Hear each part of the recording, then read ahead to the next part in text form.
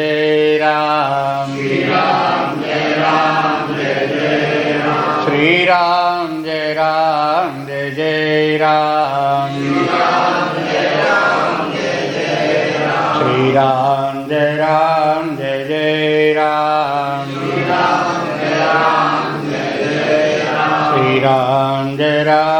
जय जय राम जय जय राम जय जय राम